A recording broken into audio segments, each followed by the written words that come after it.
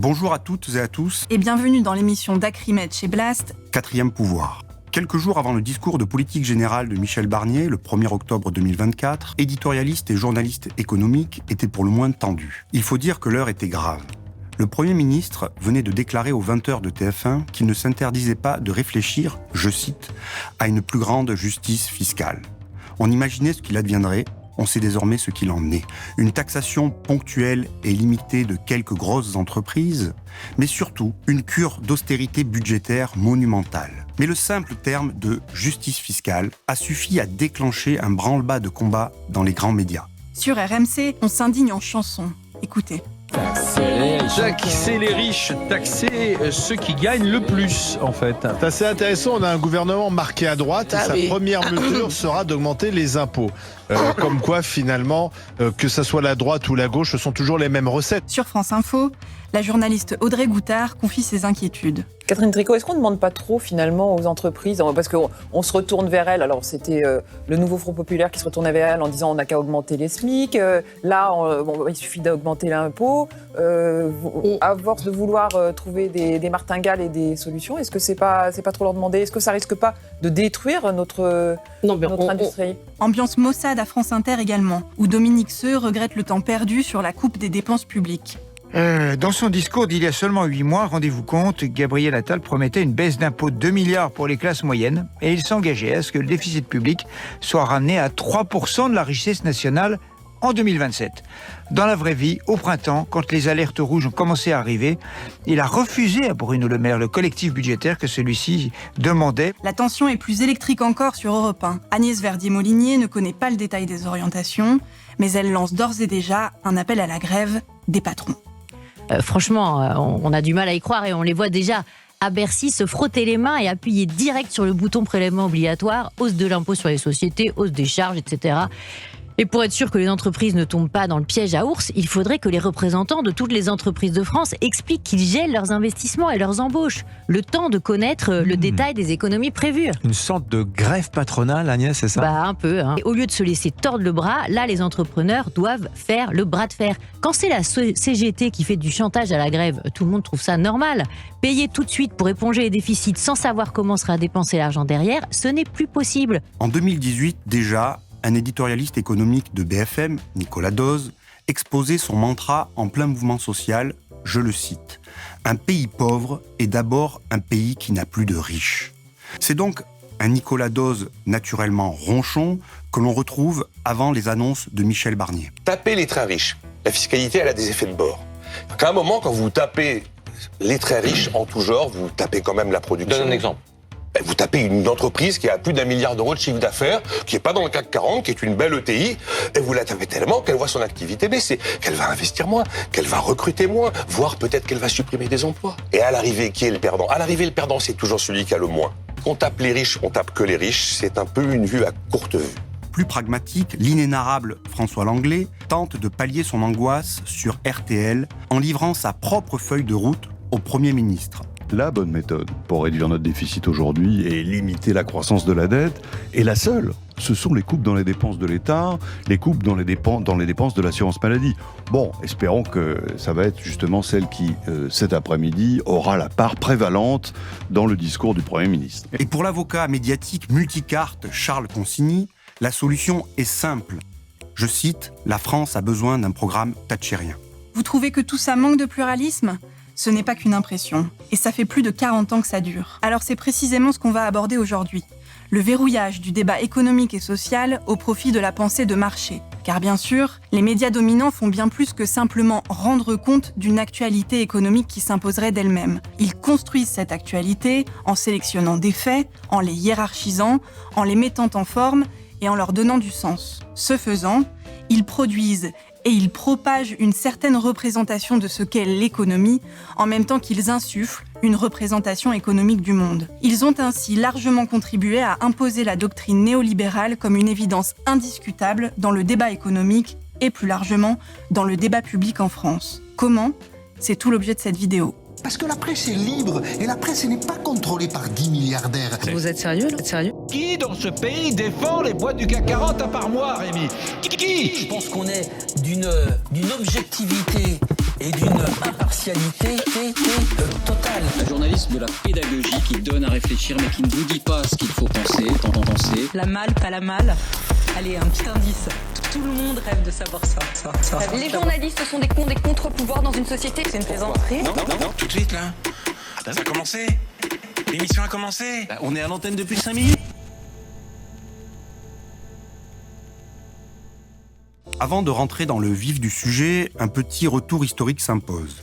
Au lendemain de la Seconde Guerre mondiale, les idées économiques de gauche étaient plus présentes et plus fortes qu'aujourd'hui dans les cercles intellectuels et décisionnaires. Il n'était pas rare d'étudier l'économie marxiste à l'université et les keynésiens avaient pignon sur rue dans les gouvernements occidentaux. Le premier changement fut la victoire des idées libérales, ce grand bond en arrière décrit par Serge Alimi, qui voit des économistes comme Milton Friedman ou Friedrich Hayek occuper le devant de la scène intellectuelle et qui coïncide avec, d'une part, le succès politique des conservateurs, Thatcher au Royaume-Uni et Reagan aux États-Unis, et d'autre part, avec la disparition de l'URSS. Le libéralisme économique et mondialisé s'était déjà renforcé au lendemain du premier choc pétrolier, et les années 80 et 90 furent celles de la financiarisation à outrance des marchés et de la privatisation de pans entiers de l'activité économique. Le coup de grâce fut porté par les institutions internationales comme le FMI, l'OMC, la Banque centrale européenne, créées par des États préférant leur déléguer responsabilité et souveraineté. Les capitalistes semblaient avoir définitivement gagné. En France, le grand bond en arrière arrive en 1983. François Mitterrand, premier président de gauche de la Ve République, élu en 81 sur un programme de rupture partielle avec le capitalisme, amorce le fameux tournant de la rigueur et renonce de ce fait à poursuivre sa politique. Ce que j'attends de lui n'est pas de mettre en œuvre je ne sais quelle forme d'austérité nouvelle, mais de continuer l'œuvre entreprise adaptée à la rigueur des temps pour que nous sortions au plus vite du creux de la tempête. Il n'y aura pas de retour en arrière. Au cours des années suivantes, les médias qui s'opposaient au pouvoir gaulliste, puis giscardien, et qui avaient soutenu le candidat socialiste, s'abstiennent d'interroger trop ouvertement ce fait politique majeur et a fortiori de le critiquer. Au nom du réalisme et de la culture de gouvernement, ils l'accompagnent même avec beaucoup de zèle. Un exemple parmi d'autres. En 1984, Libération, qui est alors pourtant un quotidien emblématique de la gauche post-68arde, fondé autour de Jean-Paul Sartre, donne un compte-rendu enthousiaste d'une émission spéciale réalisée par la chaîne de service public Antenne 2 et intitulée « Vive la crise ». On y chante les louanges de l'austérité, les vertus du marché et l'obsolescence de l'État-providence. Certains disent que c'est un cafouillage passager de l'économie. D'autres qu'il s'agit d'une catastrophe durable. D'autres enfin que c'est le début d'une véritable mutation, qu'un monde nouveau commence.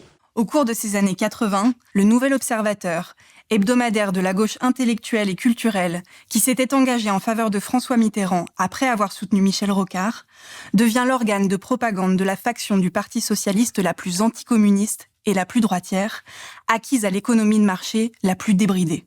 L'hebdomadaire s'accommode évidemment fort bien des reniements gouvernementaux quand il ne les appelle pas de ses vœux. Le Monde, qui tient à son statut de quotidien de référence et à sa ligne de centre-gauche, s'aligne sans scrupule sur la nouvelle doxa économique et politique. Les médias se ferment à l'économie hétérodoxe, marxiste et même keynésienne, et à la critique sociale. Partout, le néolibéralisme est hégémonique. Les partisans d'une économie de marché sans entrave peuvent se réjouir d'avoir dans leur camp un nouvel allié de poids, le quotidien Le Monde.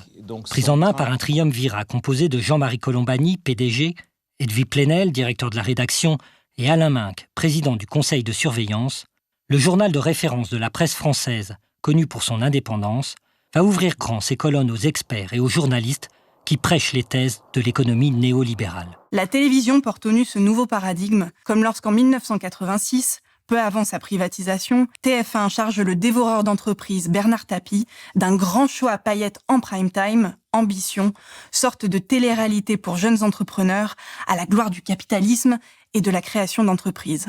Attention, ça pique encore un peu les yeux. Jamais trop tard pour changer, fais ta révolution, et contre vents et marées, défends tes ambitions. Les mouvements de gauche et altermondialistes connaissent bien une embellie à partir de la fin des années 90, mais ils sont marginalisés et disqualifiés. Les mobilisations, parfois massives, contre les réformes libérales, de la sécurité sociale, des retraites, du droit du travail, de la SNCF, etc., provoquent systématiquement une contre-mobilisation médiatique.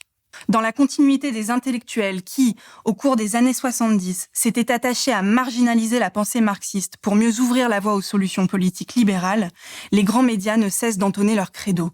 La gauche sera moderne ou modernisatrice ou ne sera pas. Jusqu'à aujourd'hui. En témoignent les récentes campagnes médiatiques contre le nouveau Front populaire et avant ça, contre la NUPES, qui, aux yeux des médias, penchent trop à gauche. Ces décennies de néolibéralisme portent dans leur sillage une crise sociale et politique majeure. En plus de nourrir une progression constante des idées et des scores électoraux de l'extrême droite, elles laissent derrière elles un champ de ruines. Depuis les années 80, la répartition des richesses se fait au profit du capital, au détriment des salaires et des services publics.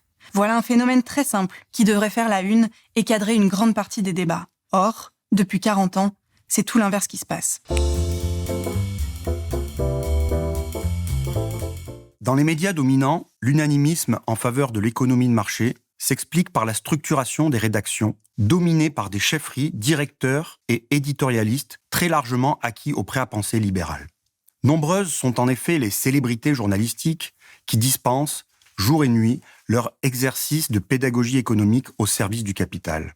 De l'État obèse et boursouflé, fustigé par Laurent Geoffrin dans les années 80, à la suppression de la 5e semaine de congés payés, prônée par Christophe Barbier en 2011, en passant par la fameuse mondialisation heureuse célébrée par Alain Minc à la veille des années 2000, ou encore par la campagne de tous les grands médias en faveur du oui au traité constitutionnel européen en 2005.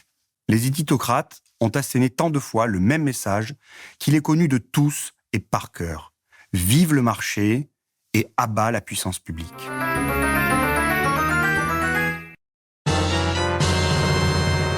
Depuis près de 40 ans, ces spécialistes de la pensée jetable, comme les nommait le sociologue Pierre Bourdieu, se trompent sur tout. Ils célèbrent la finance triomphante à la veille de la crise des subprimes, ils vantent la solidarité européenne quand sont imposées des coupes drastiques aux pays en difficulté, et ils applaudissent, malgré la crise climatique, le consumérisme effréné dans leurs médias saturés de publicité et gavés de subventions publiques. Bref, à la faveur d'un pouvoir d'agenda et de cadrage à sens unique, il délimite le périmètre de ce qui peut être pensé en matière économique et laisse dans l'ombre ou stigmatise ce qui ne peut être pensé. La condition salariale, la propriété privée du capital, la distribution de la valeur ajoutée, les inégalités de patrimoine, de revenus, etc. Pour cela, le monde médiatique est sans frontières. Après avoir été un pilier de la rédaction de France 2, François Langlais officie désormais sur RTL, TF1 et LCI, rabâchant à longueur d'antenne ce que remâchent sur BFM TV le quatuor Emmanuel Le Chypre, Nicolas Dose, Guillaume Paul, Pierre Kupferman. En 2 mots, c'est une explosion des dépenses publiques et une explosion des impôts. Pour vous donner un ordre de grandeur, dans le budget 2022, on a prévu 173 milliards. Donc là, on vous en rajoute 250 de plus. Pour vous donner un ordre d'idée, c'est le double de ce qu'on a dépensé depuis le début de la crise sanitaire avec le quoi qu'il en coûte. Donc, première mesure, le SMIC à 1 500 €. L'impôt sur le revenu est rehaussé. La plus haute tranche à 65%. 65%, là c'est 45 aujourd'hui. Vous avez des droits de succession qui vont être rehaussés. À savoir qu'au-delà de 12 millions d'euros, l'État prend tout. Absolument tout. Et puis c'est pas fini, vous allez voir, il y a d'autres mesures de redistribution à travers ce programme. Non, il y a la retraite à 60 ans et 40 annuités. Plus de retraités, ça fait globalement moins d'argent qui repart dans la consommation. Si les impôts et la dépense publique étaient le Graal de la croissance. On le saurait quand vous regardez aujourd'hui dans quel état sont nos écoles, nos hôpitaux, nos universités, nos prisons, vous dites c'est pas la solution de creuser les déficits. Il y a en économie des lois de la gravité, un peu comme en physique, vous voyez. Donc, est-ce qu'on pourra les défier cette fois-ci alors qu'on n'a jamais réussi dans le passé ? Ça n'est pas sûr. Formé à Bonne École sur BFM Business, Axel de Tarlé circule lui aussi du privé au service public sans entrave, où il recycle aujourd'hui la musique de ses chroniques d'hier, parues sur Europe 1, Paris Match ou au JDD.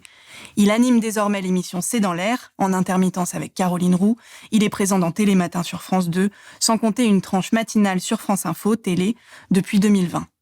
Le titre de son émission, L'info c'est clair, lui va comme un gant. Si on ne devait prendre qu'un seul exemple, on citerait son éclat de joie dans le JDD en pleine crise grecque. Je le cite. « L'austérité, ça paye. Les pays d'Europe du Sud ont engagé des réformes douloureuses, avec baisse de salaire et mesures de flexibilité. La recette allemande, qui prône l'effort, fonctionne.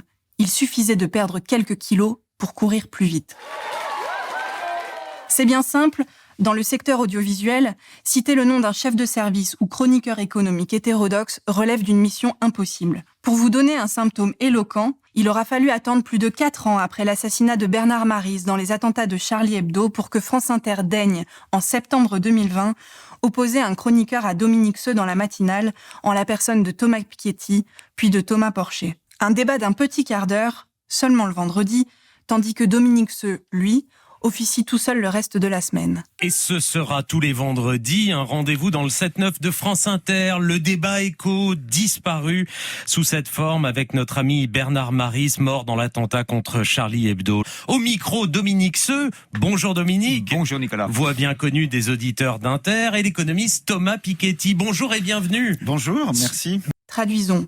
Dans la première matinale de France comme ailleurs, le pluralisme doit se satisfaire de quelques miettes et dire merci. On est poli, poli, on tend son cul. Merci, merci. Dominique Seux, par ailleurs directeur délégué des Échos, ne réduit en revanche jamais son périmètre. On le retrouve prêchant sur LCI, mais aussi sur France 5 ou sur Arte, dont les magazines d'actualité C'est dans l'air et 28 minutes lui réservent des fauteuils réguliers. Bonjour. J'ai la chance de m'adresser tous les matins à plusieurs millions de personnes sur la radio France Inter. Et est-ce que j'utilise bien les 3 minutes qu'on me donne chaque jour depuis quand même pas mal d'années? Loin d'être préempté par les seuls journalistes orthodoxes, le débat économique est doublement verrouillé. En particulier lorsqu'on regarde de près les experts convoqués par ces mêmes journalistes pour commenter les politiques publiques ou l'actualité économique. De la fin du mois d'août au 10 octobre 2024, l'émission C'est dans l'air, diffusée sur France 5, qui rassemble 1,5 million de téléspectateurs chaque jour, a consacré 10 épisodes au sujet économique et en particulier à la question de la dette et du budget de l'État. Sur les 41 cartons d'invitations distribués au cours de ces 10 émissions, seuls 3 l'ont été pour un invité critique à l'égard du discours dominant en économie, en l'occurrence pour Thomas Porcher, membre des économistes atterrés. Le reste des invitations se partagent entre, d'abord, 22 invitations pour des journalistes de médias de droite, tels que Les Échos, La Tribune, Le Figaro, Le Point, L'Opinion, etc. Ensuite, 8 invitations pour des économistes favorables à la réduction des dépenses publiques, parmi lesquels ceux qui ont déjà leur rond de serviette sur les plateaux de France 5, comme Élie Cohen, Philippe Dessertine ou Nicolas Bouzou.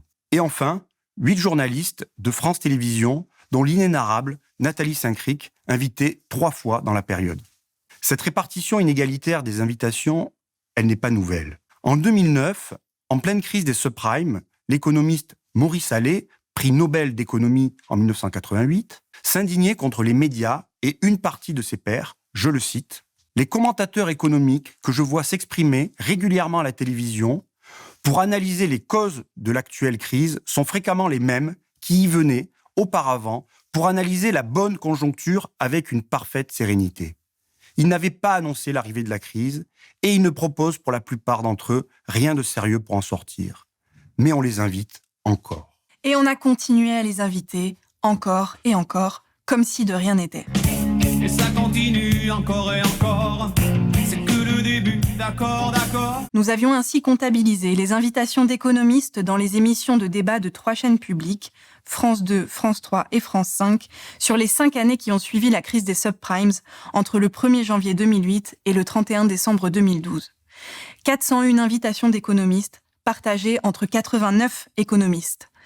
Loin d'être équilibrée, la répartition s'est faite au profit d'un oligopole de 8 intervenants qui s'est partagé plus de 50% du gâteau. À l'exception de Bernard Maris, ces économistes étaient tous aisément classables dans la catégorie des orthodoxes, favorables à l'économie de marché, parfois sans bornes, parfois régulée. De manière plus générale, sur les 89 économistes invités, 42 étaient classés comme orthodoxes, seulement 21 comme hétérodoxes, et 26 d'entre eux n'avaient pas de position publique assez tranchée pour qu'on puisse les classer dans l'un ou l'autre camp. Mais au total, on en arrive à ce résultat édifiant. Les 42 économistes orthodoxes ont accaparé 291 invitations, soit presque 73%, et les hétérodoxes, seulement 62, soit plus de 4 fois moins. Le constat vaut également pour la presse. Quelques années plus tard, en 2015, nous nous sommes penchés sur les économistes et ou les experts invités par le quotidien Le Monde pour aborder la question européenne et la politique monétaire de la zone euro. Près des 3/4 des invités étaient des membres de banques, de grandes entreprises ou de la BCE, et l'essentiel des économistes restants était favorable à la doxa libérale. On aurait pu croire que la crise sanitaire allait changer la donne. Mais non. En 2020, un groupe d'une vingtaine d'économistes conseillait chaque semaine le ministre de l'économie et des finances, Bruno Le Maire. Et il se trouve que ces économistes saturaient également l'espace médiatique. Dans la liste, on retrouvait la plupart de ceux qui avaient prôné l'austérité budgétaire après la crise de la dette grecque. Patrick Artus, Nicolas Bouzou, Jean Pisani-Ferry, Eli Cohen ou Laurence Boone, devenus en 2022 secrétaire d'État chargé de l'Europe. Occupant pour certains l'espace médiatique depuis au moins un quart de siècle, ils ont été cajolés pendant le premier confinement. Entre le 16 mars et le 10 mai 2020, on pouvait ainsi lire le nom d'un économiste conseiller de Bruno Le Maire plus de 7 fois par jour dans la presse. 458 citations et 54 tribunes et articles au total. Et l'audiovisuel nous a réservé lui aussi bien des surprises. Au téléphone sonne sur France Inter, la rédaction a réussi l'exploit de convier 3 experts BA du marché sur 3 invités dans une émission consacrée à la récession économique. Les ultralibéraux, Nicolas Bouzou et Philippe Dessertine, ainsi que Feu Francis Palombi, président de la Confédération des commerçants de France, mais également référent La République en marche en Lozère, ce qui ne fut pas précisé à l'antenne. Une habitude sur le service public. Du 10 mars au 12 mai 2020, Eli Cohen, déjà cité, y fut invité 10 fois, dont 4 sur le plateau de C'est dans l'air. Dans cette émission, d'ailleurs, on l'a dit tout à l'heure, les francs-tireurs de l'économie de marché sont comme des coqs en pâte. Dominique Seux fut reçu 3 fois en 15 jours. Philippe Dessertine 6 fois en 2 mois. Et combien d'invitations pour les économistes atterrés ? Aucune invitation. Pour des journalistes économiques critiques de l'économie de marché ? Aucune apparition. Rien, nada, que dalle. La disproportion donnait même le tournis.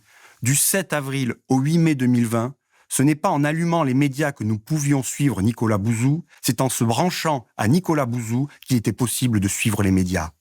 38 sollicitations dans la presse et l'audiovisuel en moins d'un mois, telle une télécommande. Tous les jours, plusieurs fois par jour. Rappelons qu'en 2015, l'économiste médiatique jouait le lobbyiste déguisé pour l'entreprise Uber et qu'en 2014, cet expert précoce de la crise sanitaire déclarait, je cite, « On se dit la vérité maintenant ? Dans 10 ans, nous aurons 2 fois trop de lits d'hôpitaux. »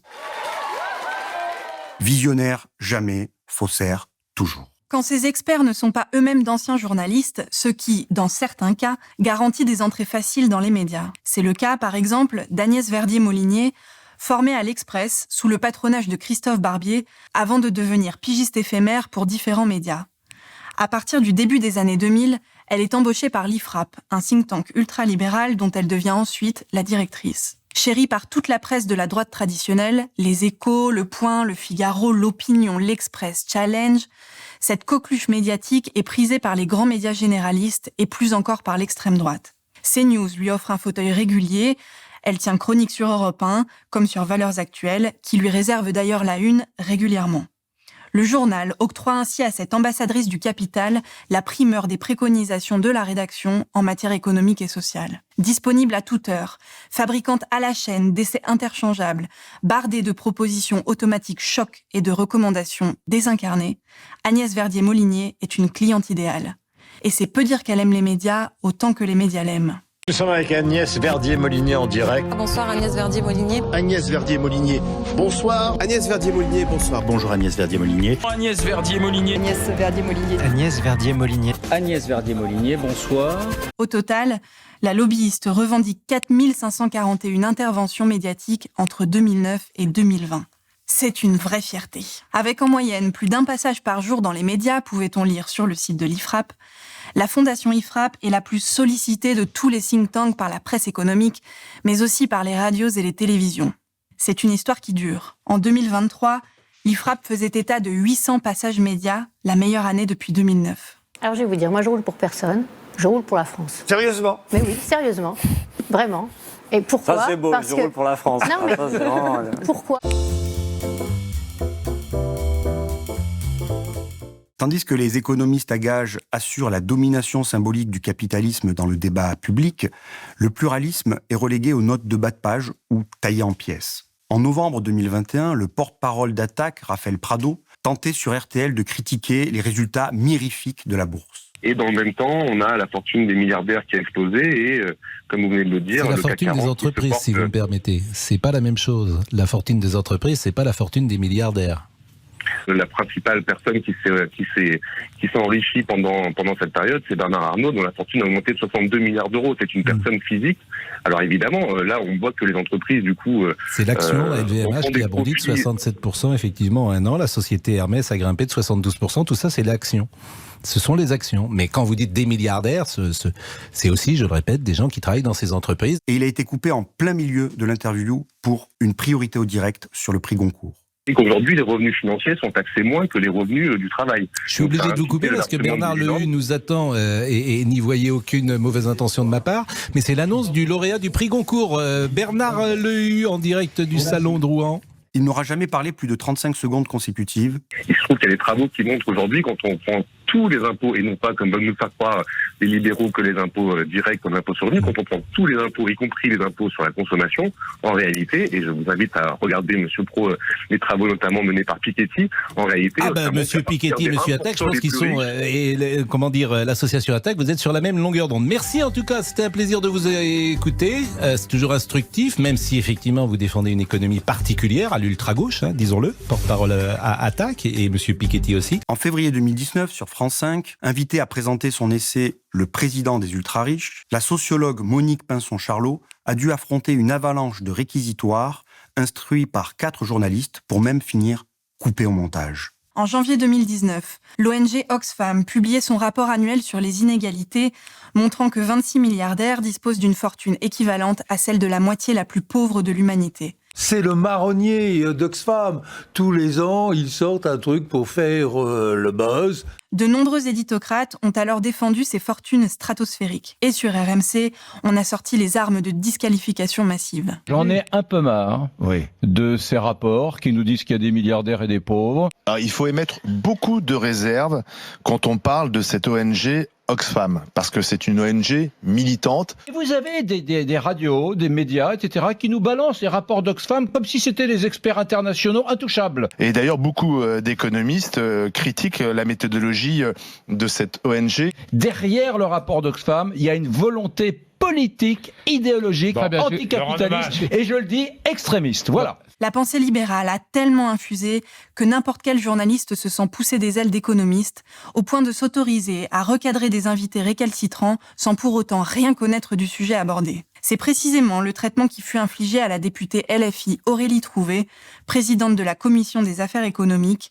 le 10 octobre dernier sur BFM TV. On a creusé un énorme trou dans la caisse de l'État de 62 milliards d'euros supplémentaires par an, essentiellement au service des plus riches et des multinationales. C'est les chiffres de la Cour des comptes qui disent vous êtes président de la Commission des affaires économiques, il manque 62 milliards d'euros supplémentaires par an dans les caisses. Non, vous vous trompez, madame. Je vous assure, on fera les comptes. Je finis là-dessus, si vous me le permettez. Je pense que là-dessus, c'est effectivement pas 62 milliards par an. Je finis là-dessus. Donc sur les 49 milliards d'euros d'augmentation d'impôts. Aurélie Trouvé a beau être titulaire d'une thèse de doctorat en sciences économiques et accessoirement avoir raison au cours de cet échange, Benjamin Duhamel accorde une solidarité toute spontanée aux députés macronistes. Car en définitive, et dans le doute, la règle est très simple. Présomption de véracité pour les discours dominants.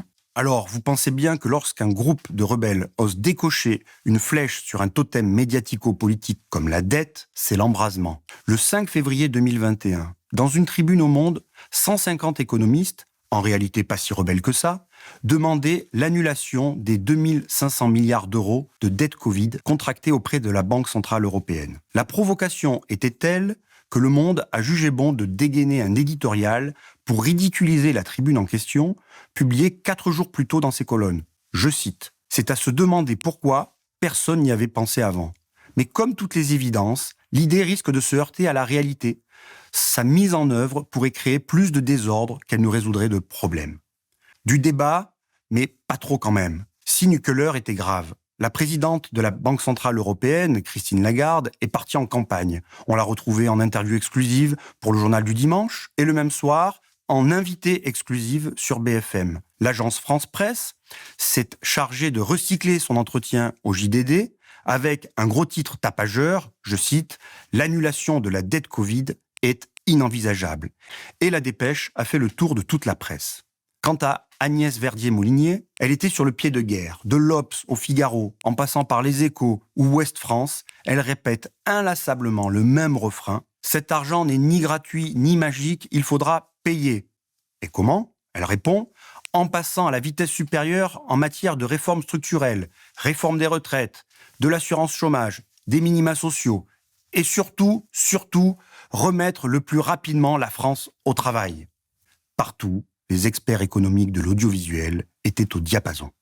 Ce qui est amusant, c'est que sur ces 100 signataires... De me présenter comme international, en fait, il y en a 50 qui sont français. Donc... Effectivement, c'est illégal au regard des traités. Pas illégal d'annuler la dette. Illégal que la Banque centrale finance l'État. Il y a aussi un problème financier. C'est-à-dire qu'à partir du moment où vous annulez une dette, une fois, vous créez un précédent. Et la confiance du reste du monde dans l'euro va tout simplement s'écrouler.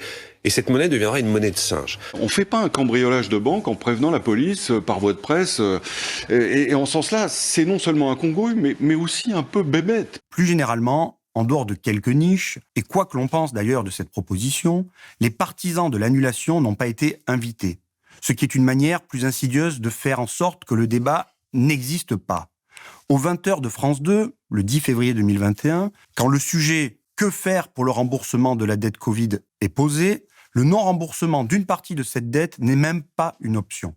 Tout juste apprenait-on, dans les dernières secondes, que, je cite, « certains plaident pour la suppression d'une partie de la dette Covid. » Point. Mais ces plaideurs, précisément, on ne les a pas entendus.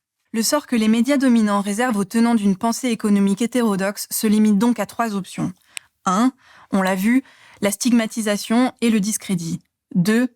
La silenciation pure et simple. Il en reste une 3e, la marginalisation. Certaines émissions vont ainsi réserver une place à des intervenants que l'on entend peu, voire jamais dans les grands médias. Mais ils sont quasi systématiquement en sous-nombre et surtout flanqués des journalistes et des experts orthodoxes omniprésents vus partout ailleurs, et notamment à la télé. C'est un problème fondamental. Contrairement au second, les premiers n'ont presque jamais accès à des dispositifs privilégiés, ceux-là même qui leur permettraient d'exprimer leurs idées longuement et quotidiennement, sans interruption. Ceux-là même dont bénéficient les néolibéraux depuis plus de 40 ans. C'est la grande spécialité de C'est ce soir sur France 5. Sur le papier, l'émission met en avant le pluralisme et le débat. Mais dans les faits, on en arrive toujours aux mêmes écueils. Les intervenants sont trop nombreux, leurs statuts sont nivelés de telle sorte que la parole d'un chercheur est mise sur le même plan que celle d'un sondologue ou d'un grand patron, par exemple, et le plateau est tellement déséquilibré que les pensées critiques sont écrasées. Taxer les riches, le retour du mal français. C'était la une du quotidien libéral L'Opinion la semaine dernière. Bonsoir Rémi Godot. Bonsoir. Bienvenue, vous en êtes le rédacteur en chef. Également avec nous pour ce débat Stéphanie Villers. Bonsoir, bienvenue. Bonsoir. Économiste chez PwC, cabinet d'audit et de conseil. Autre patron, autre regard, Jean-François Rial. Bonsoir. Bonsoir. PDG du groupe Voyageurs du Monde. Bonsoir Lucas Chancel. On est là au cœur de vos réflexions et de vos travaux. Vous êtes économiste, directeur du laboratoire sur les inégalités mondiales à l'École d'économie de Paris. De quoi rappeler cette idée simple. Lorsque tout, dans un dispositif, contribue à reproduire les inégalités en faveur des acteurs qui occupent depuis des décennies une position dominante dans les rapports de force politiques, économiques, sociaux et idéologiques, alors non, il n'y a pas de pluralisme réellement effectif et encore moins de débat. Et non, ce n'est pas parce que les intervenants sont tous assis autour d'une même table avec un temps de parole relativement équivalent qu'ils sont, pour autant, à égalité. Dans ce type d'émission, les contraintes du dispositif ne conduisent généralement qu'à une seule chose, anesthésier la critique de l'ordre social. Moi, je ne souhaite pas résumer à 15 secondes ou à 5 minutes une réflexion qui m'a pris un certain temps et qui est une réflexion non orthodoxe. Et je souhaite encore moins le faire interrompu par ceux qui bénéficient d'un accès permanent à la parole audiovisuelle. On n'oppose pas à Alain Duhamel ou à Jean-Marc Sylvestre un opposant, un contradicteur lorsqu'ils éditorialisent à flux tendu.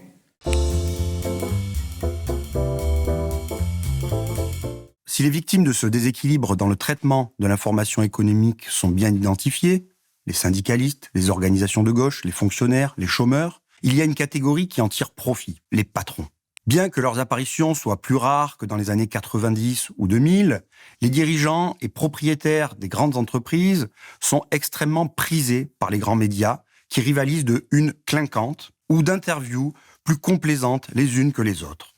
En 2016, Bernard Arnault se lamentait auprès de Léa Salamé dans l'émission Stupéfiance sur France 2, je le cite, « La mentalité depuis quelques années est un peu anti-entreprise ». La preuve de cette hostilité médiatique en images. Il y a un piano, c'est vrai, dans votre bureau? Absolument. Vous pouvez nous emmener voir? Je vais vous le montrer, si vous voulez. Allons-y. Et vous jouez au piano? Ça m'arrive. Qu'est-ce que vous aimez dans la musique de Kanye West, Bernard Arnault? J'aime son côté artiste unique. Et Kim Kardashian? Bon, Kim Kardashian, je la connais moins. C'est votre style de femme. C'est important ce que vous dites. Vous avez employé le mot fierté. Fierté parce que le luxe est aussi l'artisanat de très haute qualité. Vous avez rappelé le nombre d'emplois créés. On peut parler aussi des importantes recettes fiscales, d'un montant conséquent des exportations, mais aussi un art de vivre à la française. Bonjour Alexandre Bompard. Bonjour. Vous êtes à la tête du groupe Carrefour. On est à moins d'une semaine de la rentrée scolaire. Qu'avez-vous à dire aux parents qui se préparent à faire leurs courses? C'est rare de vous entendre. Vous êtes le milliardaire peut-être le plus cash de France, à la fois anti-système. Vous avez été pirate informatique, agent de la DST, ça on le découvre à la lecture de votre livre. Ça s'appelle une sacrée envie de foutre le bordel. C'est votre besoin à vous de lutter contre l'embourgeoisement, contre le sommeil et le conformisme de la bourgeoisie. Il y a pire comme question. Quand vous vous retournez, François Pinault, sur le chemin parcouru depuis la cour de ferme de votre grand-mère, après votre vie d'industriel, après l'empire que vous avez construit, après la collection que vous avez réunie, vous vous dites quoi ? Si jamais le nouveau Front Populaire arrivait au pouvoir, est-ce que cela pourrait pousser Total Energy à revoir sa position en France et à envisager, pourquoi pas, un jour, de quitter la France? Mais non. On a entendu cette idée que, compte tenu du blocage politique, il faudrait aller regarder du côté des chefs d'entreprise. Je pense surtout qu'il faut un homme. Je suis pas du tout d'accord. Alors là, personnellement, à titre individuel... Donc Patrick Pouyanné à Matignon? Non, Patrick Pouyanné, il est PDG de Total Energy, il est très heureux. Le confinement nous laisse du temps pour la réflexion. Comment est-ce qu'elle vous touche personnellement, cette crise? Quelle réflexion elle amène chez vous? Non pas tant chez le patron de Danone, mais chez l'homme. D'un intérêt informatif quasi nul, ces interviews et portraits témoignent surtout d'une convergence d'intérêts entre les élites journalistiques et économiques, ainsi que de la grande déférence des premières envers les secondes, érigées en véritables star people. Exemple en 2019, alors que le PDG Carlos Ghosn est inculpé pour détournement des fonds de l'entreprise Renault-Nissan-Mitsubishi, il s'évade clandestinement du Japon. La couverture médiatique de cette évasion, péripétie insignifiante en soi, va pourtant être exceptionnelle par son ampleur, dégoulinante de sensationnalisme et de complaisance. Toutes les ficelles de la théâtralisation médiatique sont au rendez-vous. Un feuilleton que les médias alimentent pendant des semaines, voire des mois, reléguant le scandale politico-économique au second plan quand il n'est pas superbement ignoré. En ébullition, le landerneau médiatique est suspendu aux promesses de conférences de presse du grand patron, ou mieux encore, à celles d'entretien. En 5 semaines, plusieurs têtes d'affiche sont envoyées à Beyrouth dans une débauche de moyens dont n'auraient même pas rêvé les correspondants locaux quelques mois plus tôt, lorsqu'il s'agissait de couvrir les révoltes sociales au Liban. À France Inter, alors qu'une partie des salariés est en grève contre une suppression annoncée de près de 300 postes, la direction mandate sa super intervieweuse pour bavarder avec le super patron. Votre évasion fascine absolument le monde entier. Pour beaucoup d'enfants, vous êtes l'homme qui a voyagé dans la malle. Oui. Vous avez vraiment voyagé dans la malle? La malle, pas la malle? Allez, un petit indice. Tout le monde rêve de savoir ça. Vous avez eu peur lors de cette grande cavale? Vous avez eu peur ou pas? Vous avez eu peur de mourir là, dans cette cavale-là? Nullement découragé par le scoop du service public, TF1 LCI décroche dès le lendemain une nouvelle exclusivité. C'est l'une des apparitions les plus attendues de l'année. Après 400 jours en prison puis en résidence surveillée, l'ancien patron du premier constructeur automobile mondial a affronté plus d'une centaine de journalistes. Jonglant dans 4 langues différentes, Carlos Ghosn voulait faire passer un seul message. Il se dit innocent et victime de l'acharnement de la justice japonaise. Il a également répondu en exclusivité pour TF1 aux questions de François-Xavier Ménage, Bichente Akala et David Pires. À ne pas confondre avec le moment de vérité revendiqué par Quotidien le même jour sur TMC, et encore moins avec l'exclusivité du surlendemain, encore une, obtenue par France 5. Vous tirez une certaine fierté de cette évasion? Non, fierté, pas forcément. À ne pas confondre non plus avec les documentaires événements dont les chaînes d'information en continu font immédiatement leur chou gras. Dans cette catégorie, la palme revint à BFM TV, dont les meilleurs limiers ont su dénicher l'information décisive en plein cœur de Tokyo. Il a dîné ici 36 heures seulement avant son évasion. Un restaurant sans prétention, où Carlos Ghosn avait ses habitudes. Il était le client le plus célèbre de l'établissement.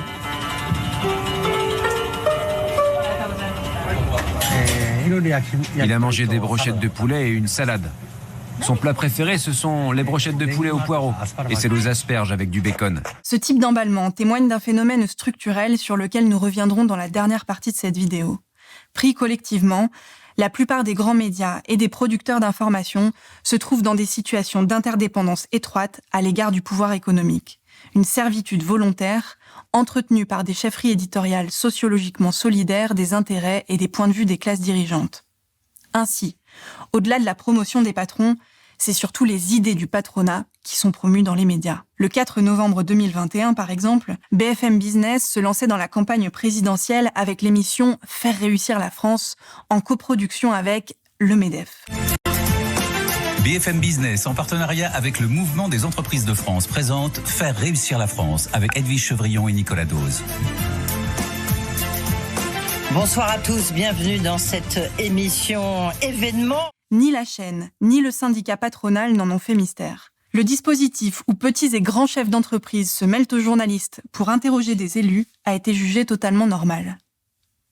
Caricatural sur BFM Business, une chaîne entièrement à destination des chefs d'entreprise, des cadres supérieurs et des professions libérales, ce mélange des genres n'en reste pas moins ordinaire ailleurs. Chaque année, par exemple, Radio France est partenaire des rencontres économiques d'Aix-en-Provence, organisées sous le patronage du Cercle des économistes, une boîte à idées libérale qui réunit économistes et universitaires dont Jean Pisani-Ferry, responsable notamment du programme économique d'Emmanuel Macron lors de la campagne présidentielle de 2017. Rassemblant le gratin des experts économiques, des dirigeants du capitalisme et des responsables politiques, ces rencontres reçoivent le concours des grandes banques, des sociétés de conseil ou des multinationales. En juillet 2020, l'événement s'est tenu à la Maison de la Radio, réunissant ainsi 117 représentants du secteur privé, contre seulement 10 représentants de syndicats de salariés. Quand on vit une telle crise, quand on y voit aussi encore plus l'intérêt de débattre, de se parler, quelles que soient ses opinions, et je dirais même surtout quand on n'est pas d'accord.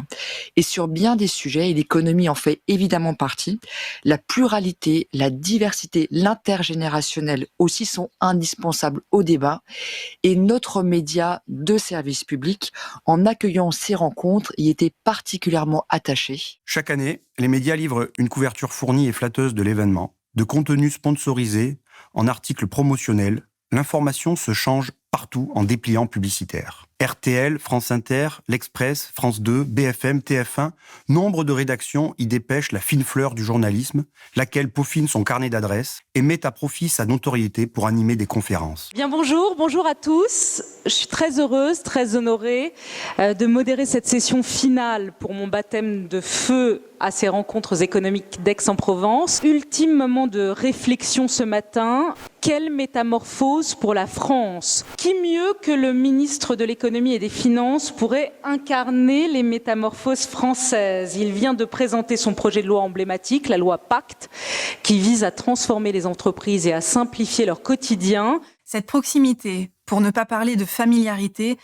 permet également d'entretenir des relations de confiance avec les acteurs dominants dans le champ économique, qui constituent des sources de premier plan pour les rédactions, a fortiori quand les services de communication des entreprises ont les moyens de saturer les médias de notes, communiqués et matériel de presse en tout genre, fournis parfois clé en main. Pour s'en convaincre, il suffit d'observer la publicité qui est régulièrement faite au rapport produit par l'Institut Montaigne, un think tank patronal qui jouit d'un entre-gens considérable, dont le comité directeur rassemble dirigeants et hauts gradés de cabinets de conseil et d'avocats, de banques d'investissement et de grandes entreprises comme Nestlé, Renault, Engie, Dassault, etc. Pendant la campagne de 2012, écrivait Grégory Jebski dans Le Monde diplomatique, il a fallu une intervention du Conseil supérieur de l'audiovisuel pour que BFM TV, BFM Radio ou RMC cessent de diffuser des spots de l'Institut Montaigne vantant des propositions très proches de celles du candidat Nicolas Sarkozy. La propagande n'a pas cessé pour autant. Elle prend, simplement, d'autres formes. Le 6 mai 2020, l'Institut Montaigne publiait par exemple une note intitulée « Rebondir face au Covid-19, l'enjeu du temps de travail ». Quid des 9 propositions, un concentré de pensée libérale et une ressucée de recettes du MEDEF, toutes destinées à augmenter le temps de travail et à casser des droits des salariés. 2 semaines plus tard, 19 organisations publiaient une note pour, je cite, « répondre aux urgences sanitaires, sociales, écologiques et fiscales ». Compte tenu du large périmètre des signataires, l'initiative était singulière. On y trouvait des organisations écologistes, des associations et des syndicats. Cette note avançait des propositions de rupture, précises et chiffrées, visant à promouvoir, je cite, « des alternatives au capitalisme néolibéral, productiviste et autoritaire ». Diamétralement opposés sur le fond, ces programmes de sortie de crise s'inscrivaient tous les deux dans le débat sur le monde d'après. Ils représentaient des forces sociales importantes. La note Montaigne faisait état d'une réflexion d'inspiration patronale. Le plan CGT attaque Greenpeace, de propositions d'une partie significative du mouvement social. Si les 2 plans ont respectivement fait l'objet d'une dépêche AFP, une simple comparaison de la réception des 2 séries de propositions par la presse nationale, les JT, les chroniques et les émissions de débat dans l'audiovisuel a révélé un flagrant déséquilibre dans leur médiatisation. Présentée en long et en large à la télévision, sur France 2, France Info, LCI, CNews, BFM, etc., comme à la radio, la note de l'Institut Montaigne a bénéficié d'une couverture audiovisuelle considérable. Pauline, pour que ça aille mieux, certaines voix laissent entendre qu'il faudrait travailler plus. Oui, travailler plus, tout simplement pour permettre un petit peu de rattraper le retard et les lourdes pertes économiques qui ont été enregistrées par de nombreuses entreprises françaises depuis le début du confinement. C'est en tout cas le constat d'un rapport qui a été publié par l'Institut Montaigne. Il s'agit d'une association à but non lucratif qui conseille les pouvoirs publics pour leur donner des solutions sur toute une série de dossiers. Sur le papier, ce que dit l'Institut Montaigne fait sens. Pardon, travailler une journée de plus dans le pays des 35 heures, ça me paraît pas anachronique. Je rappelle que les infirmières allemandes travaillent 40 heures. A contrario, celle produite par les organisations de gauche n'a été présentée que sur France Culture. Alors qu'est-ce qu'on en retient ? Que l'Institut Montaigne, perçu et fabriqué par les rédactions comme un expert de référence, n'a qu'à lever le petit doigt pour qu'un cortège de solutions rétrogrades s'installe au cœur du débat public. Peu importe que certains médias aient émis des critiques à l'égard de ces propositions, elles sont devenues, de fait, ce à quoi nous devions penser. Alors pourquoi les grands médias sont-ils les porte-voix du capitalisme ? Une fois n'est pas coutume, nous pourrions laisser Bernard Arnault répondre lui-même à cette question. En janvier 2022, le patron de LVMH, propriétaire du Parisien, des Échos ou Radio Classique, s'exprimait ainsi devant la commission d'enquête sénatoriale sur la concentration des médias en France. Si les Échos, demain, devaient défendre l'économie marxiste, qui plaît peut-être à M. Laurent, on ne sait rien, mais bon,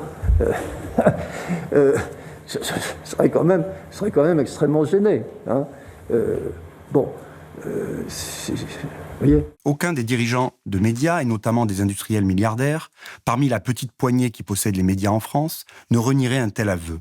La propriété capitalistique des moyens d'information est évidemment une question centrale, pour peu qu'on la mobilise correctement. Trop souvent, en effet, les débats sur la presse et l'argent opposent ceux qui se bornent à mettre en avant les pressions, l'influence et les ingérences directes et intentionnelles des propriétaires, et ceux qui, notamment parmi les journalistes eux-mêmes, se prévalent de leur indépendance personnelle, de leur neutralité et de leur capacité à résister aux pressions. Écoutez, ce sont des choses qui arrivent dans tous les journaux, et ça me paraît tout à fait normal.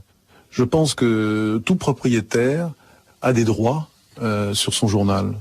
Hein. D'une certaine manière, il a, lui, le pouvoir. Vous parlez de mon pouvoir. Enfin, mon pouvoir, excusez-moi, c'est une vaste rigolade. Disons le pouvoir du journaliste, disons la responsabilité. Enfin, le pouvoir des journalistes. Il y a des vrais pouvoirs. Les vrais pouvoirs stables, c'est le pouvoir du capital. Bon, ça, c'est le vrai pouvoir. Pour sortir de ces deux écueils, il s'agit plutôt d'expliquer combien la financiarisation des médias consacre la propagation et la naturalisation des croyances et des visions libérales et managériales du monde.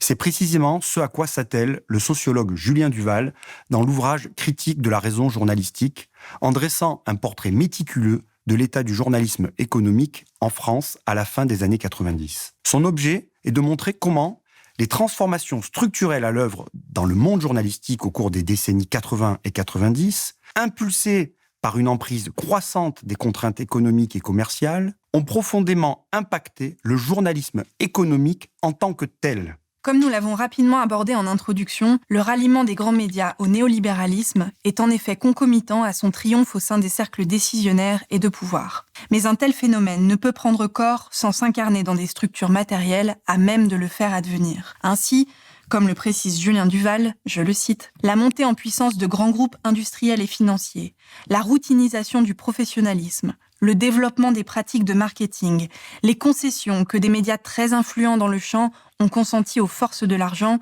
ont en effet réduit l'autonomie du champ journalistique par rapport au monde économique. Évidemment, impossible de revenir ici en détail sur l'ensemble des mutations décrites. Mais ce que Julien Duval appelle la dynamique des cadres nous semble emblématique sur cette période. Cette dynamique a tout à voir avec le poids qu'occupe progressivement la publicité dans le modèle économique des grands médias. La concurrence à laquelle ils se livrent pour obtenir les plus grandes parts de ce marché publicitaire les conduit à vouloir capter un segment de lecteurs ayant le plus de valeur aux yeux des annonceurs eux-mêmes. Dans le cas de la presse écrite et économique, il s'agit des CSP+, des cadres actifs, des décideurs, des hauts revenus. L'intégration prioritaire de ces préoccupations propres à ces publics a provoqué, en retour, des changements majeurs dans le cadrage et dans le traitement de l'information économique. Notamment, la multiplication de rubriques valorisant une information microéconomique portée sur l'entreprise et la finance au détriment de tout un pan de la macroéconomie et des enjeux sociaux. Pour le dire simplement, il s'agit de fournir à des lecteurs ciblés, perçus comme des consommateurs ou des épargnants, des informations qui seront utiles à leur carrière ou à leur compte en banque. L'objet est moins d'informer des citoyens sur le système économique capitaliste dans lequel ils vivent que de donner à des individus les recettes pour évoluer au mieux à l'intérieur de ce système. Consacrant l'individualisation des comportements économiques, cette dynamique des cadres a initialement concerné de plein fouet la presse économique et spécialisée. Mais un nombre croissant de médias généralistes a mis le doigt dans l'engrenage. Dans la presse écrite, l'ouverture du capital à des grands groupes industriels et financiers, l'intégration de la publicité, de techniques de marketing, etc., a eu en ce sens des effets dévastateurs. Au sujet de Libération et du rôle décisif de Serge July et Laurent Geoffrin en la matière, nous renvoyons au livre de Pierre Imbert, Libération de Sartre à Rothschild. Mais c'est au Monde, alors journal de référence pour toute la presse et quotidien le plus lu par les foyers à haut revenu, que les évolutions vont être les plus spectaculaires. Les transformations opérées dès les années 80 se sont accentuées dans la décennie 90 sous la direction du trio Jean-Marie Colombani, Alain Minc et Edoui Plenel. On voit par exemple le service économique et social disparaître au profit du service entreprise. Sur cette rubrique, le directeur de la rédaction, Edoui Plenel, expliquait alors, je le cite, « Le choix est dénué d'ambiguïté. La microéconomie, les marchés et la finance sans complexe, sans ce rapport trouble, voire hypocrite, au monde de l'argent qui nous a parfois handicapés. » Ce monde de l'argent, justement, Colombani et Plenel se sont ensuite employés à ce qu'ils disposent d'un supplément hebdomadaire en 2001, intitulé « Le Monde Argent ». Dans ces deux quotidiens, comme au Nouvel Observateur, Julien Duval explique que la manière de traiter l'information économique, c'est, je cite, « considérablement rapprochée de celle qui a traditionnellement cours dans la presse destinée aux cadres et aux décideurs. » Cette conversion a eu des effets qui excèdent largement les limites des rédactions dans lesquelles elle s'est produite. Elle est, en effet, en grande partie à l'origine de l'uniformisation du traitement de l'économie au sein des médias dominants, et elle a apporté un surcroît de légitimité à un journalisme très fortement enfermé dans les croyances et les problématiques du champ économique. En particulier dans l'audiovisuel, qui, en matière d'économie, a plutôt tendance à reprendre ce qui se produit dans la presse, tout en l'adaptant au public bien plus vaste et moins aisé qui est le sien. Le politiste Philippe Rieutor explique ainsi, je le cite, « La multiplication d'émissions de télévision au cours des années 90, telles que Combien ça coûte sur TF1 ou Argent public sur France 2, contribue fortement à ériger le calcul microéconomique en un réflexe et stigmatise au passage la gabegie publique par opposition à la rigueur financière prêtée à l'entreprise privée. » Le succès du magazine Capital, diffusé en prime time sur M6, consacre cette nouvelle vision de l'économie, envisagée non pas en tant que domaine d'activité spécifique, la vie des affaires, mais comme grille de déchiffrement de la réalité. Ajoutons à cela qu'en même temps que la course au cadre actif est devenue un enjeu essentiel dans la concurrence entre les médias, le recrutement des journalistes économiques s'est uniformisé autour de profils sociaux et scolaires très proches de ces mêmes cadres actifs du secteur privé. Dans les médias dominants, résume enfin Julien Duval, les journalistes économiques tendent à parler de l'économie comme s'ils la vivaient de l'intérieur. Ils épousent les préoccupations de ceux qui la font et leur façon spécifique de voir le monde. Ils se prennent d'intérêt pour les mêmes enjeux. Par là, les médias dominants trahissent, dans leur production journalistique, leur dépendance, leur proximité et même leur appartenance au monde économique. Les articles et reportages sur l'économie se ressentent des positions au sein du monde social à partir desquelles ils sont produits. Si on voulait caricaturer à gros traits, on résumerait le phénomène ainsi. Un journalisme de classe, fait par et pour les CSP+.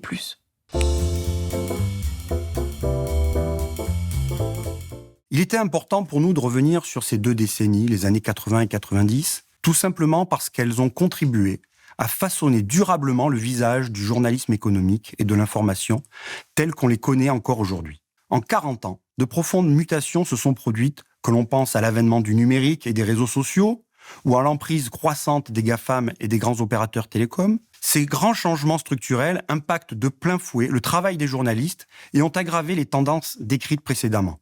Une subordination accrue des médias dominants à l'économie de marché, une marchandisation toujours plus grande de l'information et un appauvrissement considérable de sa qualité, comme de celle du débat public. Bien sûr, des médias indépendants, bien plus forts et plus nombreux qu'il y a 40 ans, tentent de faire entendre une autre voix sur l'économie, facilitée en cela par l'apparition de nouveaux formats, notamment vidéo. Mais ils restent dominés dans le champ journalistique. Moins suivis, moins repris, moins invités, en un mot, moins légitimes. Ce sont les médias dominants qui continuent de donner le là. Après les multiples crises récentes, celle des subprimes en 2007, de la dette grecque au début des années 2010, ou celle liée à la pandémie du Covid depuis 2020, les médias dominants ménagent peut-être une place plus grande qu'avant à certains discours hétérodoxes. Mais comme on l'a vu tout au long de cette vidéo, les acteurs et les idées qui dominent la pensée économique continuent d'y être surreprésentés. Ils sont ceux qui, aujourd'hui encore, sont présentés comme l'incarnation du fameux cercle de la raison, pour reprendre les termes d'Alain Minc. Terminons aussi par une touche d'ironie. Après 40 ans d'hégémonie de ces journalistes, économistes et experts à gages, après 40 ans de captation des antennes et de catéchisme néolibéral, un pluralisme digne de ce nom imposerait qu'ils se taisent. Qu'ils se taisent enfin. Les 40 années qui arrivent verraient alors les tenants d'une autre économie et d'un autre système de production monopoliser la parole publique, discuter de leurs nuances, cadrer les débats et faire l'actualité. Et alors seulement, dans 40 ans, un débat pourrait enfin avoir lieu à armes égales. Merci d'avoir suivi ce nouveau numéro de 4e Pouvoir. N'hésitez pas à nous dire ce que vous en avez pensé en commentaire. Si cette vidéo vous a plu, n'oubliez pas de mettre un pouce bleu, de la partager et de vous abonner à la chaîne et même d'activer la cloche pour ne rien rater des autres productions de Blast. Si vous le pouvez et que vous souhaitez que cette émission puisse continuer, soutenez financièrement Blast à travers un don ou un abonnement, ainsi que notre association, Acrimed, qui elle aussi a grand besoin de vos soutiens. Vous pouvez retrouver tous nos travaux sur notre site internet acrimed.org. Et nous, on se retrouve pour un nouvel épisode dans un peu plus d'1 mois. À bientôt. Alors, faudra-t-il encore attendre 30 années supplémentaires pour faire de l'appropriation réellement démocratique des médias une étape indispensable de la transformation économique et sociale? Faudra-t-il laisser 30 années de plus les chiens de garde parler pour nous et agir à notre place?